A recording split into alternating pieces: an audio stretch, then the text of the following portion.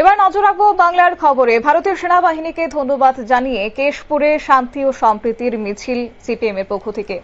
Operation সিন্দুর সফল হওয়ার পর ভারতীয় সেনাবাহিনীকে ধন্যবাদ জানিয়ে পশ্চিম মেদিনীপুর জেলার কেশপুরে সিপিএম এর শান্তি ও সম্প্রীতি মিছিল।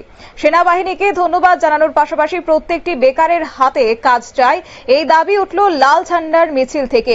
সেই সঙ্গে মিছিল থেকে প্রতিদ্বন্দ্বিতে এই MGNRG এই প্রকল্পে 100 দিনের কাজকে 200 দিনের করার দাবিতে সাধারণ মানুষকে সঙ্গে নিয়ে পথে নামবেন তারা। সদ্য চাকরিহারা শিক্ষক শিক্ষিকারা বিকাশ ভবনে অবস্থানরত অবস্থায় কেন পুলিশ তাদের উপর লাঠি চালালো, পুলিশ মন্ত্রী তথা মুখ্যমন্ত্রীকে তার জবাব দিতে হবে। ধর্মনিরপেক্ষ দেশে বিজেপি ও RSS কেন ওয়াকফ বিল নতুন করে সংশোধন করলো তার জবাব দিতে হবে বলে জানিয়েছেন সিপিএম এর নেতৃত্ব। কি রয়েছে তাদের বক্তব্য শুনুন। সিপিএমও কোনোদিন করে উঠতে পারেনি, তিনি তার আমলে করছেন। এশিয়ার বৃহত্তম ইস্পাত প্রকল্পের শিলান্যাস করেছিলেন বুদ্ধদেব ভট্টাচার্য রামবিলাস পাসওয়ান। সেদিন বুদ্ধদেব ভট্টাচার্যকে মাওবাদীদের সঙ্গে হাত মিলিয়ে ল্যান্ডমাইন দিয়ে খুন করবার জন্য পরিকল্পনা করেছিলেন।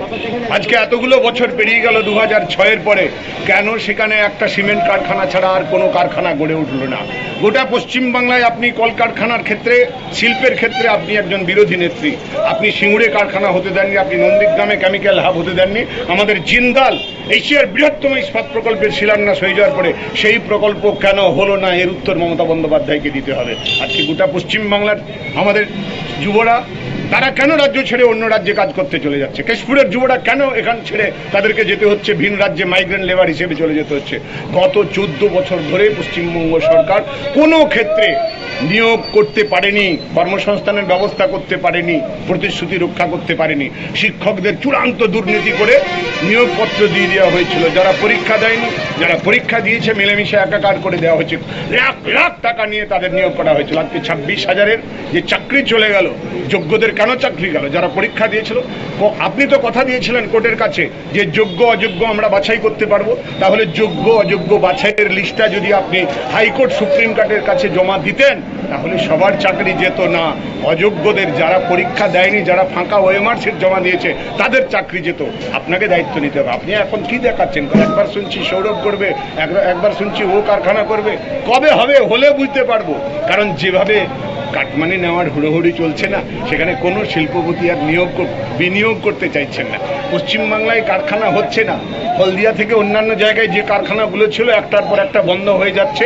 শুধু কাটমানির ঝালায় কারখানার মালিকরা বন্ধ করে পালিয়ে যাচ্ছে। ফলে কারখানা করবার জন্য যে পরিবেশ দরকার, সেই পরিবেশ শালবনীতে আছে।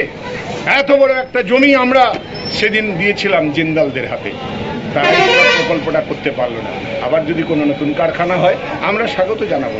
শিল্পের জন্য, কৃষির উন্নতির জন্য, শিক্ষা স্বাস্থ্যের উন্নতির জন্য যদি সঠিক কোনো পদক্ষেপ নেওয়া হয়, আমরা স্বাগত জানাবো। শিক্ষা ব্যবস্থা ভেঙে পড়েছে, স্বাস্থ্য ব্যবস্থায় দেখেছেন মেদিনীপুরের স্যালাইন কাণ্ডে 4 জন প্রসূতি মারা গেছে। আজকে আবার রানাঘাটে সেখানে ভেজাল ওষুধ বেরিয়েছে। আপনারা শুনলেন বাংলার সিপিএম রাজ্য কমিটির সদস্য তাপস সিনহার বক্তব্য। অর্থাৎ মিছিল শেষে কেশপুর বাসস্ট্যান্ডের একটি পথসভার আয়োজন করা হয়েছে। এদিনের এই মিছিলের পর এই পথসভা থেকে উঠে এসেছে যে খেটে খাওয়া মেহনতি মানুষের স্বার্থে সিপিএম আন্দোলন করছে। আগামী দিনের প্রত্যেকটি বেকার যুবক যুবতীর যাতে কাজ থাকে সেই দাবি নিয়ে তারা পথে নামবে। পাশাপাশি কৃষকরা যাতে তাদের ফসলের ন্যায্য মূল্য পান সেই বিষয়ে কেন্দ্র সরকারকে ভাবতে হবে বলেও আজকের এই মিছিল এবং পথসভা থেকে দাবি রাখেন সিপিএম নেতৃত্বরা। সংবাদ আপাতত এই পর্যন্তই। পরবর্তী আপডেটের জন্য চোখ রাখুন শুধুমাত্র নিউজ ভ্যানগার্ডের পর্দায়। নমস্কার।